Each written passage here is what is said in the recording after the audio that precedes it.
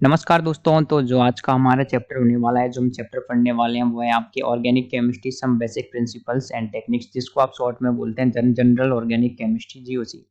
तो इससे पहले तक हम इसका पार्ट 1 पढ़ चुके थे, जिसके अंदर हमने कुछ-कुछ इसमें चीज़ें पढ़ी थी, किस प्रकार से जिसका इंट्रो पढ़ा था हमने कि कार्बन की चतुर्संयोजकता के बारे में हम पढ़ चुके थे, इसकी अणु की आकृति को समझ चुके थे, बहुत सारी चीज़ें हम पहले पढ़ चुके थे।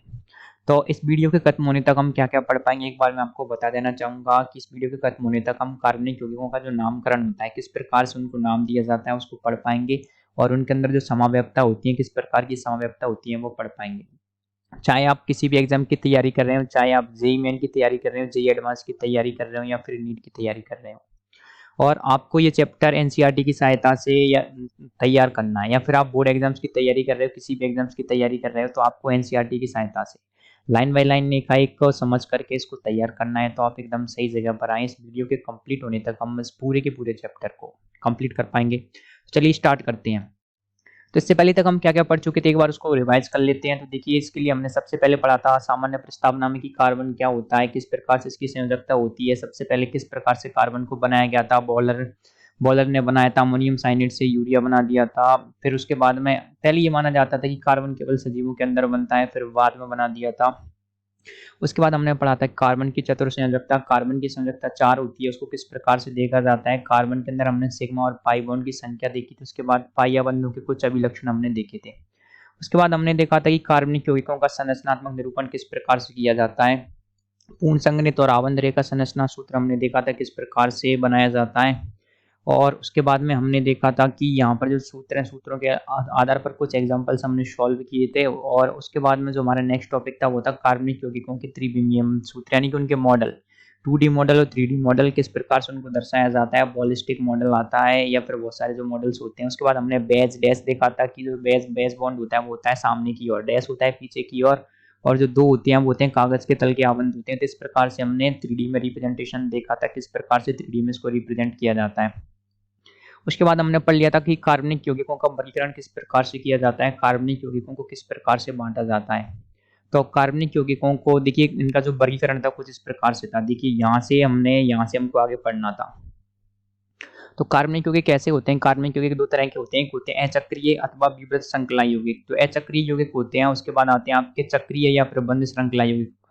तो इनका कोई डिवाइडेशन नहीं होता है चक्रीय वालों का, लेकिन जो चक्रीय होते हैं, चक्रीय दो तरीके के होते हैं, एक होते हैं आपके एलिसाइक्लिक यौगिक और एक होते हैं आपके एरोमेटिक यौगिक। और देखिए, एलिसाइक्लिक यौगिक बने होते हैं आपके दो तरीके के होते हैं, एक होते हैं समचक्रीय या फिर कार्बोसाइक्लिक यौगिक, जिसमें क्या होता है सारे के सारे जो एटम होते हैं उनमें होते हैं कार्बन। दूसरा आता है विषम चक्रीय यौगिक, यानी कि अनएरोमेटिक, इसके अंदर क्या होता है सारे के सारे एटम कार्बन नहीं होते, कुछ कार्बन के अलावा ऑक्सीजन होता है, सल्फर होता है, नाइट्रोजन होता है, कभी कभी फॉस्फोरस होता है, ये आ जाते हैं। अब एरोमेटिक यौगिक क्या होता है, हकल के नियम का पालन करते हैं। हकल का नियम क्या बोलता है? हकल का नियम कहता है कि अणु एरोमेटिक होना चाहिए, तो उसके लिए क्या होना चाहिए, वो समतलीय होना चाहिए, उसके अंदर पाई इलेक्ट्रॉन की संख्या 4n+2 पाई इलेक्ट्रॉन होनी चाहिए, उसमें पूर्ण संघनन होना चाहिए। तो हकल के जो 3 नियम उनका पालन करता है वो यौगिक एरोमेटिक होता है। एरोमेटिक एरोमेटिक यौगिक भी कई तरीके के होते हैं, एक होते हैं आपके बेंजीनोइड यौगिक जो बेंजीन वाले होते हैं, एक होते हैं आपके एबेंजीनोइड यौगिक जिनमें बेंजीन वाले नहीं पाई जाती है, एक होते हैं आपके विषम चक्रीय एरोमेटिक यौगिक। तो इस प्रकार से 3 तरीके के आपके एरोमेटिक यौगिक पाए जाते हैं। तो हम यहाँ तक पढ़ चुके थे अचक्रीय तो विवृत श्रृंखला यौगिक क्या होते हैं, चक्रीय यौगिक क्या होते हैं, एरोमेटिक यौगिक क्या होते हैं, एलिसाइक्लिक यौगिक क्या होते हैं। इसके बाद हम पढ़ने वाले थे नया टॉपिक। देखिए, नया टॉपिक वो ये था आपके कि देखिए, हम इसके बाद में सजातीय सजातीय श्रेणी पढ़ने वाले थे। सजातीय श्रेणी के बाद में हम पढ़ने वाले थे क्या, वो था कार्बनिक यौगिकों की नाम पद्धति, आईयूपीएसी नामकरण किस प्रकार से किया जाता है, हम ये पढ़ने वाले थे। तो एक बार हम सबसे पहले सजातीय श्रेणी के बारे में पढ़ लेते हैं। देखिए, सजातीय श्रेणी क्या होता है, आप सभी लोग जानते हैं कि कार्बनिक यौगिकों के समूह अथवा एक ऐसी श्रेणी जिसमें एक विशिष्ट प्रकार्यात्मक समूह सजातीय श्रेणी कहते हैं। जैसे कि मान लीजिए मेरे पास है मेथेन, मेथेन के बाद अगला सदस्य आ जाता है मेरे पास एथेन आ जाता है, एथेन के बाद अगला सदस्य आ जाता है मेरे पास प्रोपेन। सारे की सारे जो बंद है वो क्या है, सिंगल बॉन्ड आ जाएंगे। तो इसमें क्या होता है, प्रत्येक जो अगला ग्रुप होता है उसके बीच में क्या होता है, CH2 का अंतर होता है। आप देख सकते हैं CH2 समूह का अंतर होता है और इनका जो जो ग्रुप होता है, जो समूह होता है वो क्या होता है, समान होता है। इनको कहा जाता है, इन सदस्यों को कहा जाता है सजात। होमोजीनियस कहते हैं सजातीय श्रेणी के सदस्य एक सामान्य सूत्र द्वारा प्रदर्शित किया जा सकता है। इसके क्रमांक सदस्यों के अनुसूत्र के मध्य CH2 इकाई का अंतर होता है। और कार्बनिक यौगिकों की कई सजातीय श्रेणियां, इनमें से कुछ हैं जैसे कि एल्केन की अभी हमने देखी थी, एल्केन, उसके बाद आ सकती है आपके एल्कीन आती है, उसके बाद एल्काइन, एल्किल हैलाइड, एल्केनॉल, एल्केनल, एल्केनॉन, एल्केनोइक अम्ल और एमीन इत्यादि। ये क्या होती है? कार्बनिक यौगिकों की सजातीय श्रेणियां होती हैं।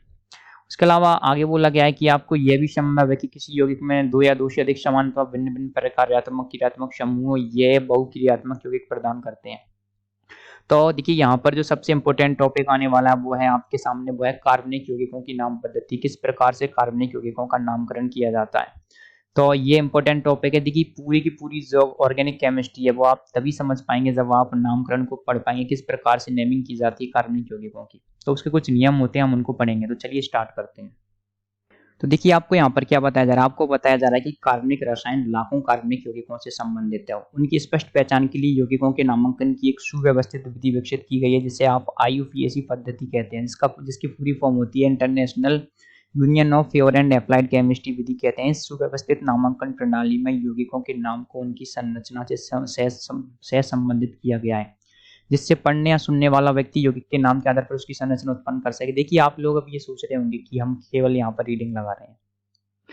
ये तो हम भी कर लेंगे, हम लोग भी कर लेंगे, हम लोग इस वीडियो को देखने क्यों आए। तो देखिए मैं आपको यहाँ पर विश्वास दिलाना चाहूँगा कि हम यहाँ पर रीडिंग नहीं लगा रहे हैं, आपके साथ इंटरेक्शन बनाने के लिए हम रीडिंग लगा रहे हैं, लेकिन हम यहाँ पर आपको कंसेप्ट वाइज कंसेप्ट समझाएंगे। देखिए यहाँ पर क्या कहा गया है, आपको यहाँ पर कुछ नहीं कहा गया है, यहाँ पर ये कहा गया है कि किस प्रकार से IUPAC पद्धति में नेमिंग दी जाती है। तो आपको आगे ये बोला गया है कि जो IUPAC पद्धति से पूर्व कार्बनिक यौगिकों का जो नामकरण था, मान लीजिए कि अभी तो हम इनको क्या कर रहे हैं, इस प्रकार से नाम दे रहे हैं। तो पुराने जमाने में कैसे नाम दिया जाता था? पुराने जमाने में जो नाम देने का प्रचलन था कुछ विचित्र प्रकार का था। मान लीजिए कि मुझे एक जो अम्ल है वो चींटी से प्राप्त होता था। चींटी देखिए सिट्रिक अम्ल का नाम देखिए जहां से उसको प्राप्त किया जाता था ना, उसी के आधार पर दिया जाता था, या फिर जो स्थान हो या उसका गुण हो या फिर उसका रंग हो, उसके आधार पर नाम दिया जाता था। कोई विशेष नाम देने के विशेष नियम नहीं थे। तो देखिए कैसे कहा जाता है कि कार्बनिक यौगिकों को उनके स्रोत अथवा किसी विशेष गुण के आधार पर पहले नाम दिया जाता था। उदाहरण के तौर पर सिट्रिक अम्ल का नाम उसके सिट्रस फलों पर पाए जाने के कारण दिया गया। लाल चींटी में पाए जाने वाले अम्ल का नाम फॉर्मिक अम्ल दिया गया, क्योंकि लाल चींटी को क्या कहा जाता है, लैटिन शब्द फॉर्मिका में, मतलब लाल चींटी को लैटिन में फॉर्मिका कहा जाता है। हाँ ये नाम पारंपरिक है, ये रूड, ये क्या है, ये रूड अथवा सामान्य नाम है, इसको बोला जाता है ट्राइबल या फिर कॉमन नेम कहलाते हैं। वर्तमान समय में कुछ यौगिकों को सामान्य नाम दिए जाते हैं। उदाहरण के तौर पर कुछ वर्ष पूर्व प्राप्त कार्बन की एक नवीनतम रूप गुच्छी, जिसको आप बोलते हैं कार्बन 60, हाँ जिसको आप बोलते हैं बकमिस्टर फुल्डीन। इसके बारे में आप पहले भी पढ़ चुके होंगे बकमिस्टर फुल्डीन, तो उसको सम्मान देने के नाम पर इसका नाम दिया गया था। तो किसके सम्मान, जो आपके एक वहां पर एक आर्किटेक्ट था, इसका नाम था बकमिस्टर फुलर, उसके नाम पर इसको दिया गया था क्योंकि उसने इस प्रकार की एक बिल्डिंग डिजाइन की थी। और ऐसे भी कहा जाता है कि भाई जो सामान्य नाम इसलिए दिए जाते हैं क्योंकि कुछ यौगिकों के जो IUPAC नाम होते हैं ना वो बहुत ज्यादा जटिल होते हैं, तो उस जटिलता से बचे रहने के लिए हम क्या करते हैं, उनको सामान्य नाम दे दिए जाते हैं। तो हम क्या करेंगे, देखिए IUPAC नामकरण कैसे किया जाता है। तो सबसे पहले उसके कुछ नियम होते हैं। देखिए किसी कार्बनिक यौगिक को सुव्यवस्थित नाम देने के लिए मूल हाइड्रोकार्बन तथा उससे जुड़े क्रियात्मक समूह की पहचान करनी होती है। तो नीचे दिए गए उदाहरण को देखिए। तो सबसे पहले क्या करना रहता है, देखिए IUPAC पद्धति में नाम देने के लिए क्या करना रहता है, सबसे पहला जो पहला तरीका है वो ये होता है कि आपको क्या करना रहता है, जो आपका जो कार्बन है उसकी मुख्य श्रृंखला का चयन करना होता है। मान लीजिए मेरे पास कोई कार्बन है 1 2 3 4 5 6 7, तो कुछ इस प्रकार से क्या किया जाता है, उसकी जो मुख्य श्रृंखला होती है वो चयन की जाती है। चयन करने में क्या देखा जाता है कि जो मेन कार्बन है वो कितना होना चाहिए, ये गिना जाता है। देखिए कैसे कि 1 2 3 4 5 6 आप ऐसे जा सकते हैं। या फिर क्या कर सकते हैं, मान लीजिए मेरे पास कुछ इस प्रकार से हो, या फिर मैं जा सकता हूँ कुछ इस तरीके से। देखिए मेरे पास ये हो जाएगा 1 2 3 4 5 6 7। तो आप बताइए कौन सी वाली श्रृंखला का मैं चयन करूंगा, 7 कार्बन वाली या फिर 6 कार्बन वाली। तो यहाँ पर क्या होता है, अधिक कार्बन वाली श्रृंखला का चयन किया जाता है। तो क्या होता है, देखिए आपको बोला गया है कि सबसे पहले क्या किया जाता है, श्रृंखला का चयन किया जाता है। देखिए यहाँ पर बोला गया है किसी कार्बनिक यौगिकों को सुव्यवस्थित नाम देने के लिए मूल हाइड्रोकार्बन तथा उससे जुड़े क्रियात्मक समूह की पहचान करनी होती है। नीचे दिए गए उदाहरण को देखिए। जनक हाइड्रोकार्बन के नाम में उपरोक्त पूर्वलग्न, अंतरलग्न तथा अनुलग्न को संयुक्त करके वास्तविक यौगिक का नाम प्राप्त किया जाता है। केवल कार्बन तथा हाइड्रोजन युक्त यौगिक हाइड्रोकार्बन कहलाते हैं। हाइड्रोकार्बन का मतलब जिसमें केवल कार्बन और हाइड्रोजन हो। कार्बन कार्बन एकल आबंध वाले हाइड्रोकार्बन को संतृप्त हाइड्रोकार्बन कहते हैं। संतृप्त यानी कि सैचुरेटेड। और ऐसे यौगिकों की सजातीय श्रेणी के सुव्यवस्थित आयुफेशी नाम को एल्केन कहते हैं। इसका पूर्व नाम क्या था? पैराफिन, लैटिन शब्द जिसको बोलते हैं लिटिल। एफिनिटी अर्थात कम क्रियाशीलता, असंतृप्त हाइड्रोकार्बन में कम से कम एक कार्बन कार्बन द्विबंध या फिर त्रिबंध होता है। अब असंतृप्त क्या हो जाएंगे? देखिए जिसमें सिंगल बॉन्ड के अलावा बॉन्ड पाए जाएंगे, डबल बॉन्ड या ट्रिपल बॉन्ड, वो हो जाएंगे आपके असंतृप्त हाइड्रोकार्बन। तो किस प्रकार से नामकरण किया जाता है कार्बनिक यौगिकों का? मान लीजिए मेरे पास में ये एक कार्बनिक यौगिक है, तो यहाँ पर ये देखा जाता है कि इसके अंदर कौन कौन से पूर्व लग्न यानी कि जिसको आप बोलते हैं प्रीफिक्स, कौन कौन से अनुलग्न यानी कि जिसको आप बोलते हैं सफिक्स हैं। तो सबसे पहले क्या किया जाता है? शाखा देखी जाती है। शाखाएं देखिए, ये शाखा है, ये आपके मेन शाखा यानी कि जनक श्रृंखला, ये हो जाएगी आपके ब्रांच। देखिए एक तो होता है पेड़, पेड़ के पास एक होता है तना, तने से बहुत सारी शाखाएं निकली रहती हैं, तो ये आप उसी तरीके से मान सकते हैं शाखा। क्रियात्मक समूह क्या होते हैं? देखिए क्रियात्मक समूह वो होते हैं जो क्या करते हैं, किसी के विशेष गुण, जो कार्बनिक यौगिक के विशेष गुण को निर्धारित करते हैं। ये भी आपके क्रियात्मक समूह है। OH, ये Br ब्रोमीन, इसको आप ब्रोमो बोलते हैं। अब एल्केनों की आयुपेशी पद्धति में नामकरण किस प्रकार से किया जाता है वो देखेंगे। तो सीधी श्रृंखला युक्त हाइड्रोकार्बन, तो देखिए इनका क्या होता है, एक नेमिंग पद्धति होती है।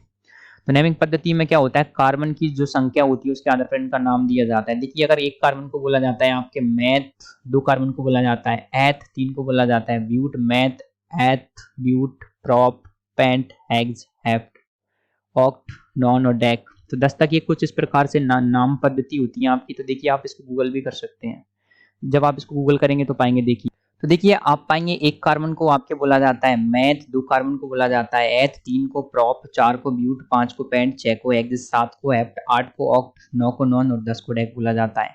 अगर इसके अंदर सिंगल बॉन्ड लगा रहेगा तो आईयूपीसी में उसको नाम दिया जाएगा मैथेन। अगर देखिए सिंगल बॉन्ड के बाद में लगाया जाता है एन, डबल बॉन्ड के बाद में लगाया जाता है इन, ट्रिपल बॉन्ड के बाद लगाया जाता है आयन, तो मैथेन, मैथीन, मैथाइन। कुछ देखिए मैथेन, मैथीन तो होता ही नहीं है, मैथेन उसके बाद आता है एथीन, उसके बाद आता है एथाइन।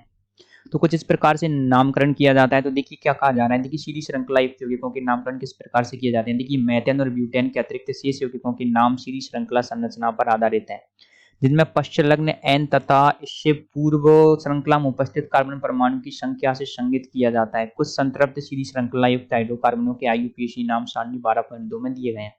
आप देख सकते हैं यहाँ पर methane, ethane, propane, butane, pentane, hexane, heptane, octane, नोनेन, decane. और 20 को बोला जाता है आइकोशेन, 30 को बोला जाता है ट्राइकॉन्टेन। कुछ इस प्रकार से इनके नाम दिए जाते हैं। अब शाखित श्रृंखला युक्त हाइड्रोकार्बनों को किस प्रकार से नाम दिया जाता है, जिनमें ब्रांचिंग हुई रहती है। तो ब्रांचिंग हुई रहती है उसमें क्या किया जाता है, देखिए जो आपके जो ब्रांच है ना उसमें सबसे पहले मुख्य कार्बन श्रृंखला का चयन किया जाता है। तो शाखित श्रृंखला यानी कि ब्रांच्ड चेन से युक्त यौगिकों में कार्बन परमाणु की छोटी श्रृंखलाएं जनक श्रृंखला एक या कई कार्बनों के साथ जुड़ी रहती है। ये छोटी कार्बन श्रृंखला शाखाएं एल्किल समूह कहलाती हैं। उदाहरण के तौर पर आप देखेंगे जो मेन श्रृंखला होती है, एक तो होती है मेन श्रृंखला ये, और एक होती है उसके अंदर क्या होती है ब्रांच। तो आप पाएंगे जो मेन श्रृंखला है 1 2 3 4 कार्बन है, और इसमें ब्रांच में क्या लग रहा है, ब्रांच में लग रहा है आपके CH3। CH3 को बोला जाता है मैथिल समूह। 2 नंबर पर लग रहा है मैथिल, इसको बोलेंगे आप 2 मैथिल। 1 2 और 3 और 4 कार्बन है, तो 4 कार्बन क्या बोला जाता है ब्यूट, और सारे के सारे बॉन्ड क्या है सिंगल बॉन्ड, इसलिए इसका नाम हो जाएगा 2 मैथिल ब्यूटेन। 2 नंबर पर क्या लग रहा है आपके मैथिल, 2 नंबर पर लग रहा है मैथिल, तो 2 मैथिल। देखिए 2 मैथिल आ जाएगा। उसके अलावा क्या आ जाएगा, देखिए 4 कार्बन की श्रृंखला है तो ब्यूट, और 1 नंबर पर ब्यूट ब्यूटेन, 2 मैथिल 1 ब्यूटेन या फिर ब्यूटेन, कुछ भी नाम लिख सकते हैं आप इसका।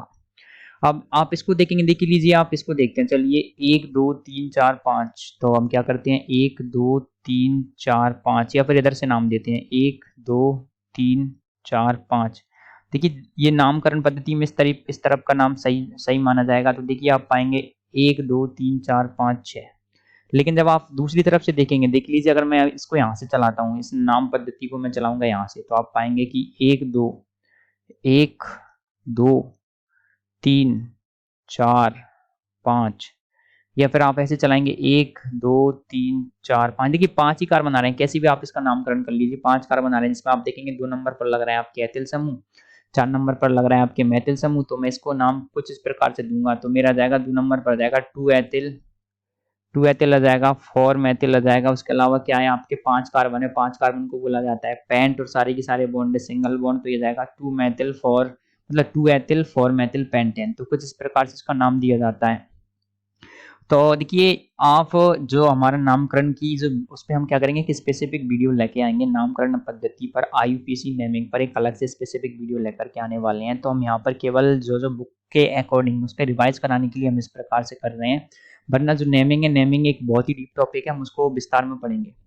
आगे बोला है कि ऐसे यौगिकों का नाम देने के लिए एल्किल समूह का नाम पूर्व लग्न के रूप में उन जनक एल्केन के नाम के साथ संयुक्त कर देते हैं। संतृप्त हाइड्रोकार्बन के कार्बन से एक हाइड्रोजन परमाणु हटाने पर एल्किल समूह प्राप्त होता है। इस प्रकार मेथेन से मेथिल प्राप्त होता है और जिसको आप मेथिल समूह कहा जाता है। एल्किल समूह का नाम प्राप्त करने के लिए संबंधित एल्केन से क्या किया जाता है, संबंधित एल्केन के नाम नाम से एन को इल द्वारा विस्थापित करते हैं। कुछ एल्किल समूह के नाम सारणी 12.3 में दिए गए हैं, आप देख सकते हैं। यहाँ पर मेथेन को बोला जाता है, इसमें से हाइड्रोजन हटा देंगे तो हो जाएगा मैथिल, ये एथिल, ये प्रोपिल, यह जाएगा ब्यूटिल आ जाएगा और यह जाएगा आपके डेकिल। तो कुछ इस प्रकार से इनका नाम दिया जाता है। तो नाम देने के लिए क्या किया जाता है, यहाँ पर हम नियम पढ़ रहे हैं सबसे पहले। उसके बाद बोला गया कि कुछ एल्किल समूह के नाम लघु रूप में भी लिखे जाते हैं, जैसे कि मेथिल को एमी बोला जाता है, एथिल को ईटी बोला जाता है, प्रोपिल को पीआर तथा ब्यूटिल को बीयू लिखते हैं। एल्किल समूह शाखित भी होती है, जैसा कि नीचे दिखाया गया है। साधारण शाखित समूहों के विशिष्ट रूप नाम होते हैं। उदाहरण के तौर पर ब्यूटिल समूह के नाम द्वितीयक यानी कि सेकेंडरी बोला जाता है, सेकेंडरी ब्यूटिल, आइसोब्यूटिल तथा टर्शरी ब्यूटिल। यानी कि आप देखेंगे ब्यूटिल कुछ इस प्रकार का होता है, 1 2 3 और एक क्या करोगे आप 4, तो ये हो गया आपके ब्यूटिल। अब मैं क्या करूंगा, इसको एक तो बोला जा रहा है आइसोब्यूटिल कर दिया जाता है। आइसोब्यूटिल मतलब सेकंड लास्ट कार्बन से पहले क्या लगा दिया जाता है, कार्बन। एक होता है आपके टर्शरी ब्यूटिल। टर्शरी ब्यूटिल का क्या होता है, सेकंड लास्ट कार्बन से पहले 2 कार्बन लगा दिए जाते हैं। तो कुछ इस प्रकार से होता है। देखिए ये रहा आपके आइसोप्रोपिल, ये आपके सेकेंडरी ब्यूटिल, यह जाएगा आपके आइसोब्यूटिल, यह जाएगा आपके टर्शरी ब्यूटिल, यह जाएगा न्यू पेंटेन। देखिए अंतिम वाले कार्बन से पहले अगर सेकंड लास्ट कार्बन पर एक मेथिल समूह लगाओ तो इसको बोला जाता है आइसो। अगर 2 मेथिल समूह लगा दिए जाए उस पर, इसको बोला जाता है न्यू। और अगर उससे पहले 2 मेथिल समूह लगा दिए जाए उसको बोला जाएगा सेकेंडरी और टर्शरी। कुछ इस प्रकार से इनकी नेमिंग होती है। तो आप इस नाम पद्धति को समझ सकते हैं।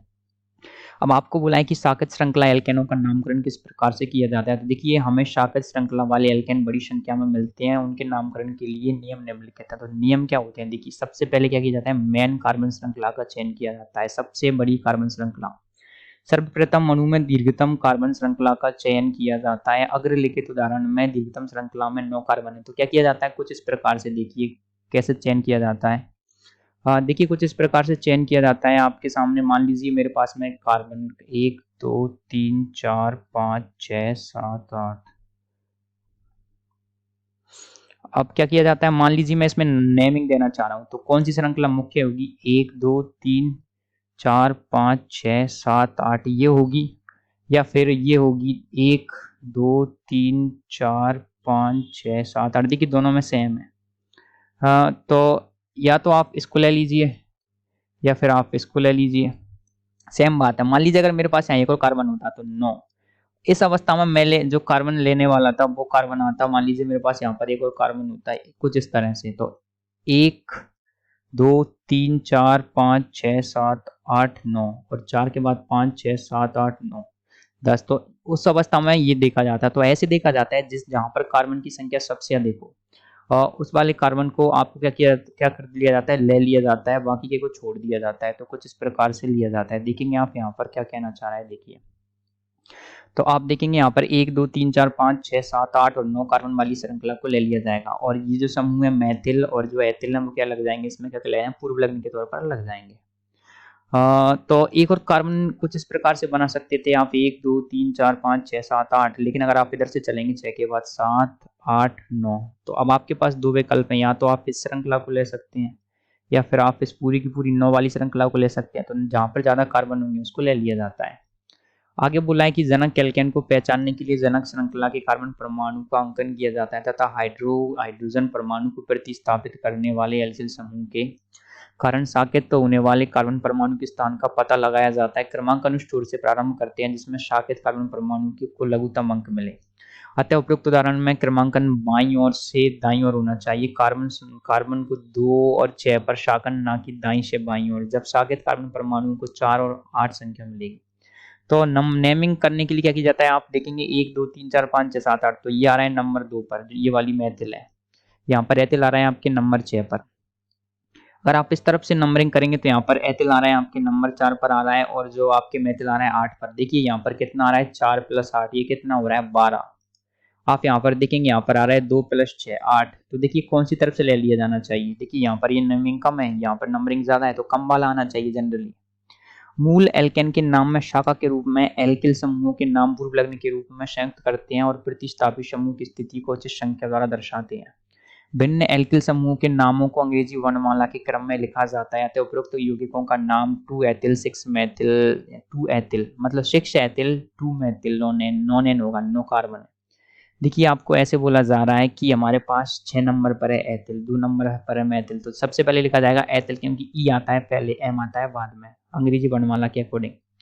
तो ये आ जाएगा आपके, देखिए यहाँ पर आएगा 6 एथिल 2 मेथिल नोनेन होगा। ध्यान देने योग्य बात यह है कि समूह तथा संख्या के मध्य संयोजक रेखा तथा मेथिल और नोनेन के साथ मिलाकर लिखा जाता है। यदि 2 या 2 से अधिक समान प्रतिस्थापी समूह हो तो उनकी संख्याओं के मध्य अल्पविराम कॉमा लगाया जाता है। समान प्रतिस्थापी समूह के नाम को दोबारा न लिखकर उचित पूर्व लग्न जैसे कि डाई 2 के लिए, ट्राई 3 के लिए, टेट्रा 4 के लिए, पेंटा 5 के लिए, हेक्सा 6 के लिए आदि प्रयुक्त करते हैं, परंतु नाम लिखते समय प्रतिस्थापी समूह के नामों को अंग्रेजी वर्णमाला के क्रम में लिखते हैं। निम्नलिखित उदाहरण नियमों को स्पष्ट करते हैं। तो यहाँ पर बहुत सारे नाम दे रखे हैं, हम क्या करेंगे 1 2 3 4 5, तो हम पाएंगे 2 नंबर पर मेथिल है, 4 पर भी मेथिल है, तो इसका जाएगा 2 फॉर डाईमेथिल पेंटेन। आप यहाँ पर पाएंगे 1 2 3 4 5, तो आप पाएंगे यहाँ पर 2 नंबर पर 2 मेथिल है, 1 4 पर है, तो 2 2 for ट्राईमेथिल, 2 2 for ट्राईमेथिल pentane.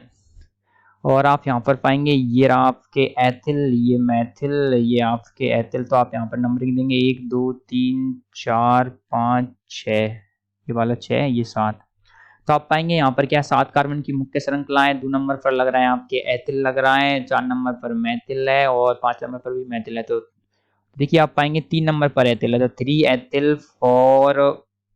For di methyl heptane. देखिए यहाँ पर 4 फॉर डाई एथिल, देखिए यहाँ पर 4 की जगह आएगा 4 5 डाई मेथिल हेप्टेन। कुछ इस प्रकार से नेमिंग हो जाएगी इसकी। तो यहाँ पर हमने सीखा कि जो नॉर्मल नेमिंग है किस तरीके से की जाती है। आगे आपको बताया गया 5वें नियम में कि यदि 2 प्रतिस्थापियों की स्थितियां क्या हो जाएं, तुल्य हो, तो अंग्रेजी वर्णमाला के क्रम को पहले आने वाले अक्षर को लघु अंक दिया जाता है। निम्नलिखित यौगिक का सही नाम आना चाहिए 3 एथिल 6 मेथिल ऑक्टेन है, ना कि 6 एथिल 3 मेथिल ऑक्टेन। तो आपको यहाँ पर ये बोला जा रहा है 1 2 3 4 5 6 7 8, तो यहाँ पर 3 पर आना चाहिए एथिल और 6 पर आना चाहिए मेथिल ऑक्टेन। तो कुछ लोग कहना चाह रहे हैं कि हम क्या करें, इधर से नंबरिंग कर दें 1 2 3 4 5 6 7 8, तो आप पाएंगे कि 2 नंबर पर मेथिल आना चाहिए, 6 पर आना चाहिए एथिल। तो देखिए एथिल स्टार्ट होता है ई से, मेथिल स्टार्ट होता है एम से, तो आप पाएंगे ई पहले आता है अंग्रेजी वर्णमाला में। तो नंबरिंग ये वाली जो इन्होंने कर रखी है वही सही है, 1 से लेके इस तरफ से। शाखित एल्किल समूह का नाम उपरोक्त नियमों की सहायता से प्राप्त किया जा सकता है, परंतु शाखित श्रृंखला का कार्बन परमाणु जो जनक श्रृंखला से बंधित होता है को इस उदाहरण की सहायता की तरह संख्या 1 दी जाती है। मान लीजिए मेरे पास कुछ इस प्रकार की नंबरिंग है कि 1 2 3 4, तो 1 2 3 4 5, तो आप यहाँ पर देखेंगे 1 2 3 4 5, देखिए हमारे पास तो यहाँ पर 5 कार्बन आ रहे हैं ऑलरेडी, तो ये वाली श्रृंखला मुख्य श्रृंखला बन सकती है ना हमारे पास। बट यहाँ पर ये बोला जा रहा है आपको कि यहाँ पर क्या हाइड्रोजन यहाँ से एक आपने हटा रखी है, तो इधर से नंबरिंग देंगे आप इसको 4 3 2 1। ऐसे साकेत श्रृंखला समूह के नाम को कोष्टक में लिखा जाता है। प्रतिस्थापी समूहों को रूढ़ नाम वर्णमाला क्रम में लिखते समय आइसो और नियो पूर्व लग्नों को मूल एल्किल समूह के नाम का भाग माना जाता है, परंतु सेकेंडरी तथा टर्शरी पूर्व लग्नों को मूल एल्किल समूह के नाम का भाग नहीं माना जाता। This is the important rule, you have to remember it. Iso और अन्य संबंधित पूर्व लग्नों का उपयोग आईयूपीएसी पद्धति में भी किया जाता है, लेकिन तभी तक जब तक ये और आगे शाखित ना हो। बहुप्रतिस्थापी यौगिकों में निम्नलिखित नियमों को आप याद रखेंगे। तो क्या बोला जा रहा है कि यदि समान संख्या की 2 श्रृंखलाएं हो तो अधिक पार्श्व श्रृंखलाओं वाली श्रृंखला का चयन करना चाहिए।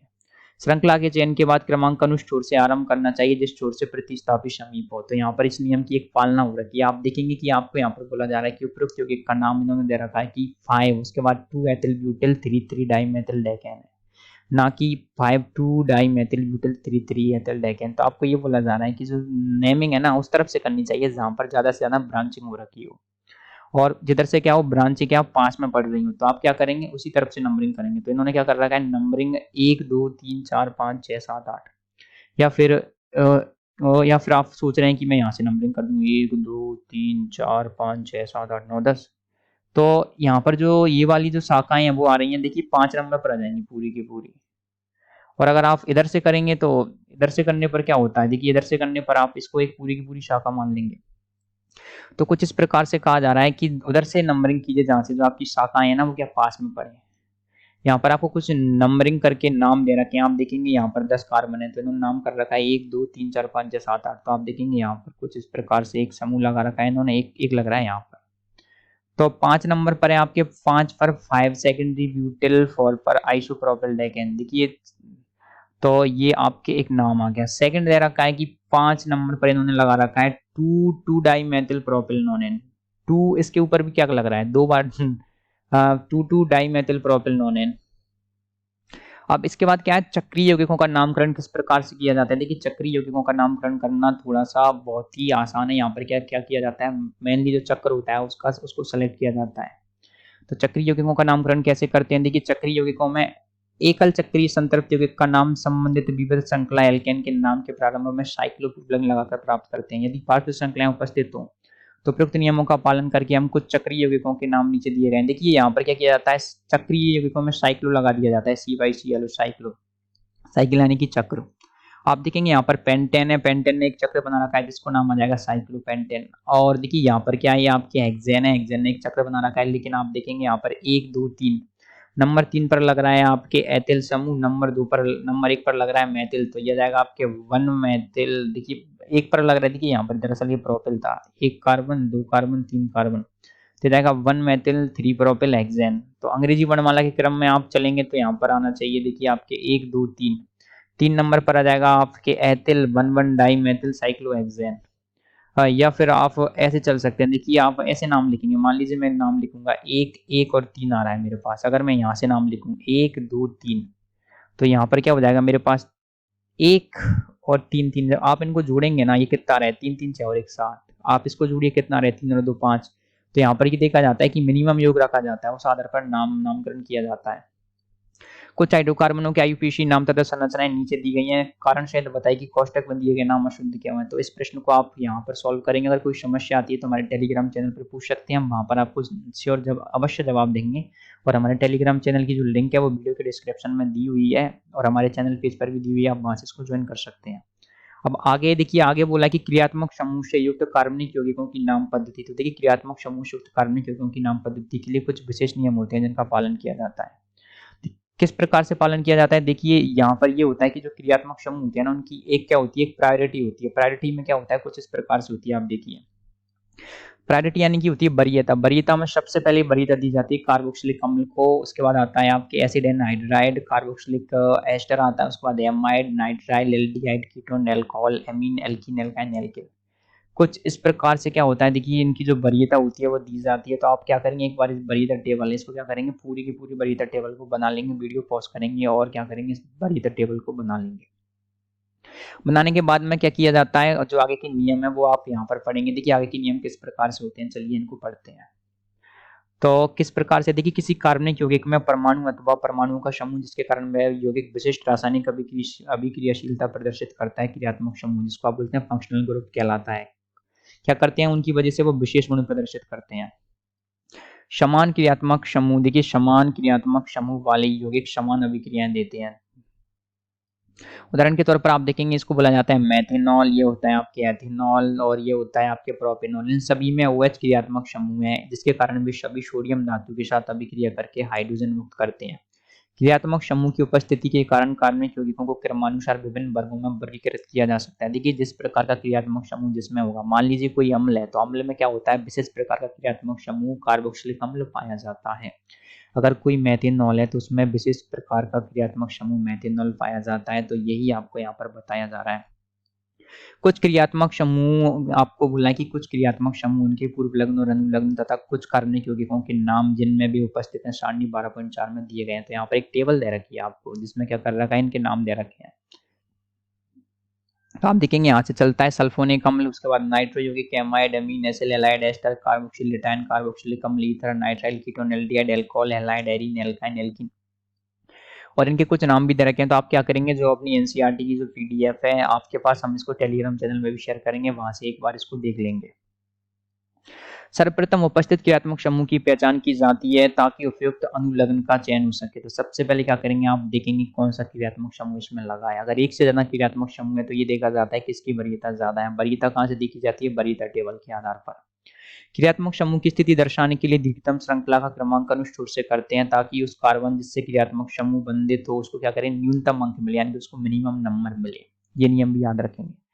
तो आपको बोला है कि उसके यौगिक का जो अनुलग्न होता है, सभी का अनुलग्न अलग अलग होता है, उसको प्राप्त कर लिया जाता है। उसके बाद में क्या देखा जाता है, इसमें कुल कितने कार्बन है। आगे बोला है कि बहुक्रियात्मक समूह वाले यौगिकों में उनमें से एक क्रियात्मक समूह को मुख्य क्रियात्मक समूह मान लिया जाता है। उस आधार पर यौगिक का नाम दिया जाता है। उचित पूर्व लग्नों का प्रयोग करके बचे हुए क्रियात्मक समूहों को प्रतिस्थापी के रूप में नाम दिया जाता है। मुख्य क्रियात्मक समूह, आपको यहाँ पर बोला गया है कि मुख्य क्रियात्मक समूह का चयन प्राथमिकता के आधार पर किया जाता है, यानी कि वरीयता के आधार पर किया जाता है, टेबल के आधार पर। कुछ क्रियात्मक समूहों का घटता हुआ प्राथमिकता क्रम इस प्रकार है। कार्बोक्सिलिक अम्ल, उसके बाद आता है सल्फोनिक अम्ल, उसके बाद आता है एस्टर, एस्टर के बाद आता है ऑयल क्लोराइड, उसके बाद आता है एमाइड, उसके बाद साइनाइड, साइनाइड के बाद में आता है आपके देखिए एल्डिहाइड, एल्डिहाइड के बाद आता है कीटोन, कीटोन के बाद अल्कोहल, उसके बाद एमीन, एमीन के बाद आता है देखिए आपके डबल बॉन्ड, फिर आता है आपके ट्रिपल बॉन्ड। तो आपको यहाँ पर बोला है कि RC6H5 या फिर हेलोजन, हेलोजन होते हैं फ्लोरीन, क्लोरीन, ब्रोमीन या आयोडीन या फिर नाइट्रो या फिर एल्कोक्सी जिसको बुलाया जाता है OR आदि को हमेशा प्रतिस्थापी पूर्व लग्न के रूप में लिखा जाता है। तो आप यहाँ पर जो हमारी टेबल है उसमें देख सकते हैं, इनको नीचे दिखाया गया है। नीचे कहाँ पर है, ये रहे आपके नीचे दे रखा था इनको, और नीचे दे रखा है टेबल में। तो ये आ जाएंगे आपके क्या होते हैं, ये होते हैं आपके पूर्व alkyl halide, ether, sulphide, nitro और बेंजीन। ये हमेशा क्या होते हैं, पूर्व लग्न के तौर पर पाए जाते हैं। अतः यदि किसी यौगिक में अल्कोहल और कीटो समूह दोनों हो तो उसे आप हाइड्रोक्सी एल्केनोन नाम ही दिया जाएगा, क्योंकि हाइड्रोक्सी समूह की अपेक्षा कीटो समूह को उच्च प्राथमिकता प्राप्त होती है। तो देखिए यहाँ पर कुछ इस प्रकार से आप देख सकते हैं। उदाहरण के तौर पर आप इस यौगिक को देखेंगे, यहाँ पर OH CH2 का अल्टरा है, CH2CO CH3 का नाम क्या आ जाएगा, इसका नाम आ जाएगा 7 हाइड्रोक्सी हेप्टेन 2 ऑन होगा, ना कि 2 ऑक्सो हेप्टेन 7 ऑल। तो आपको यहाँ पर ये बोला जा रहा है कि जिसकी वरीयता ज्यादा है उसका अनुलग्न लगाया जाता है, जिसकी वरीयता कम है उसका पूर्व लग्न लगाया जाता है। तो यहाँ पर कुछ नाम नेमिंग के एग्जांपल दे रखे हैं, आप इसको देखेंगे, इसका नाम क्या आएगा, इसका नाम आना चाहिए 1 2 3। तो यहाँ पर आना चाहिए आपके, यहाँ पर इसका नाम आना चाहिए 3 ब्रोमो प्रोप बनीन, ना कि 1 ब्रोमो प्रोप ट्वीन। तो यहाँ पर क्या है, जो वरीयता आएगी वो डबल बॉन्ड की ज्यादा आएगी ब्रोमीन की अपेक्षा, ना कि ब्रोमीन की। यदि एक ही प्रकार के क्रियात्मक समूह की संख्या एक से अधिक हो तो उनकी संख्या दर्शाने के लिए उपयुक्त पूर्व लग्न डाई, ट्राई आदि वर्ग अनुलग्न के पूर्व लिखा जाता है। ऐसे में वर्ग अनुलग्न के पूर्व मूल एल्केन का पूर्ण नाम लिखते हैं। उदाहरण के तौर पर आप देख सकते हैं CH2CH2OH का नाम आप लिख सकते हैं एथेन 1,2 डाइओल, परंतु एक से अधिक द्विआबंध या फिर त्रिआबंध होने पर एल्केन को ना प्रयुक्त नहीं किया जाता। जैसे कि CH2 डबल बॉन्ड CH2, इसका नाम आ जाएगा ब्यूटा 1,3 डाइइन। जनरली इसका नाम क्या लिखा जाता था, ब्यूट सिंगल, पहले क्या था उसमें ए को क्या कर लिया जाता है, बढ़ा दिया जाता है। तो यहाँ पर कुछ नाम दे रखे हैं, आप क्या करेंगे, एक सॉल्व एग्जांपल इसको सॉल्व करेंगे, और कोई समस्या आती है तो हम हल करने के लिए आपके पास हैं, इनको हल करेंगे। और यहाँ पर क्या कर रखा है, सबसे बेस्ट काम है, इनके जो सॉल्यूशंस हैं वो भी दे रखे हैं। तो देखिए यहाँ पर सॉल्व एग्जांपल को सॉल्व करेंगे, इसके बाद आता है आपके बेंजीन व्युत्पन्नों की नाम पद्धति। तो देखिए बेंजीन को सभी लोग जानते हैं, बेंजीन क्या होती है। आयुपेशी पद्धति में बेंजीन व्युत्पन्न का नाम प्राप्त करने के लिए प्रतिस्थापी समूह का नाम पूर्व लग्न के रूप में बेंजीन शब्द से पूर्व लिखते हैं, परंतु उनके यौगिकों के रूढ़ नाम जो कोष्टक में दिए गए हैं भी काफी प्रचलित है। देखिए ये जो नाम है इसको बोला जाता है मैथिल, लग रहा है बेंजीन पर मैथिल बेंजीन, लेकिन इसका जो बहुत पॉपुलर नाम है वो है टोलुइन, ये बहुत ही ज्यादा पॉपुलर है। उसके अलावा आप देखेंगे इसको बोला जाता है मैथोक्सी बेंजीन, लेकिन इसका जो पॉपुलर नाम है वो है एनिसोल। दोनों बहुत ही ज्यादा पॉपुलर है, आप किसी को भी लिख सकते हैं, दोनों सही है। हाँ, इसको बोला जाता है एमिनो बेंजीन या फिर एनिलीन। एनिलीन देखिए आप इसके बारे में आगे पढ़ेंगे, क्लास 12 में पूरा की पूरा चैप्टर है एनिलीन के बारे में। नाइट्रोबेंजीन और इसको बोला जाता है ब्रोमोबेंजीन। देखिए द्विप्रतिस्थापी बेंजीन व्युत्पन्न में प्रतिस्थापी समूह की स्थिति संख्याओं द्वारा दर्शाई जाती है। क्रमांकन इस प्रकार किया जाता है कि प्रतिस्थापी समूह वाली स्थितियों को न्यूनतम संख्या मिले। जैसे इस यौगिक ख का नाम आप देख सकते हैं, इसका नाम है आपके 1,3 डाइब्रोमोबेंजीन होगा, ना कि 1,5 डाइब्रोमोबेंजीन। तो मैं ऐसे चल सकता था 1 2 3 4 5 6, या फिर ऐसे चल सकता था 1 उल्टा भी चल सकता था, 1 यहाँ पर जाता, 2 यहाँ, 3 यहाँ, 4 यहाँ, 5 यहाँ, 6, तो ये 1 6 हो जाता। लेकिन ये क्या होगा, 1 2 होना चाहिए। तो हमको नंबरिंग का ध्यान रखना है खासा, बहुत अच्छा। आगे बोला है कि नामांकन की रूढ़ पद्धति में 1 2 1 3 और 1 4 स्थिति को क्रमशः ऑर्थो, मेटा या फिर फेरा पूर्वलंग द्वारा भी दर्शाया जाता है। ऐसे होता है, इसको बोला जाता है ऑर्थो, मेटा, फेरा, कुछ इस प्रकार से आप देख सकते हैं। तो यहाँ पर ये बोला गया है कि इनके द्वारा दर्शाया जाता है 1,3 डाइब्रोमोबेंजीन का नाम मेटा डाइब्रोमोबेंजीन भी है। मेटा का संक्षिप्त रूप एम है। और डाइब्रोमोबेंजीन के अन्य समावेशों के में दे रखा है आपको 1 2 तथा 1 4 डाइब्रोमोबेंजीन को क्रमशः ऑर्थो को ऊ से लिखा जाता है तथा फेरा को पी से लिखा जाता है। फेरा डाइब्रोमोबेंजीन कहेंगे।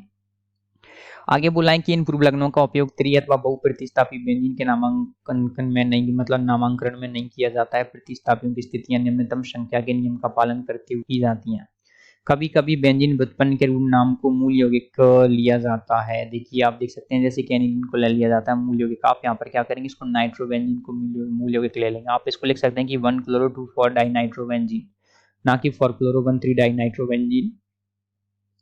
आगे बोला है कि मूल यौगिक के प्रतिस्थापी की स्थिति को संख्या 1 देकर इस प्रकार क्रमांकन करते हैं कि शेष प्रतिस्थापियों को निम्नतम संख्याएं मिले।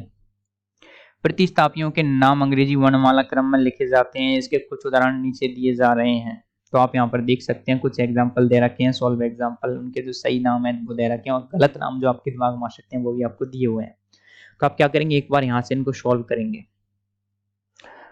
देखिए, जब बेंजीन बलेमय एवं क्रियात्मक समूह एल्केन से जुड़े रहते हैं तब बेंजीन को मूल न मानकर प्रतिस्थापी के रूप में क्या कर लिया जाता है, माना जाता है। प्रतिस्थापी के रूप में बेंजीन का नाम होता है फेनिल, और जो सूत्र होता है वो आता है C6H5, उसको लघु रूप में पीएच लिखा जाता है। अब यहाँ पर आपको कुछ उल्टा दे रखा है, आपको क्या करना है, यहाँ पर नाम दे रखे हैं, नाम की सहायता से सूत्र बनाने हैं। देखिए निम्नलिखित के संरचनात्मक सूत्र लिखिए, तो आप क्या करेंगे, एक बार इसको सॉल्व करेंगे। सॉल्व करने पर कोई समस्या आती है तो हमसे पूछेंगे। उसके बाद जो हमारा नेक्स्ट टॉपिक आएगा, देखिए वो है आपकी समावयवता। समावयवता किस प्रकार की होती है, देखिए तो समावयवता हम इस नेक्स्ट वीडियो में पढ़ने वाले हैं। क्योंकि हमारी जो वीडियो का ड्यूरेशन है वो बहुत ज़्यादा लंबा हो जाता है, इसलिए हम इस वीडियो को यहीं पर समाप्त करते हैं। तो आप कमेंट्स में हमें बताइए कि आपको किस प्रकार ये वीडियो कैसी लगी, आप और किस प्रकार से इसको इंटरेक्टिव बनाना चाहते हैं। Thank you guys, thanks for watching this video. और प्लीज़ हमारे चैनल को सब्सक्राइब करें अगर आप इसी प्रकार की और वीडियोस देखना चाहते हैं तो। Thank you guys.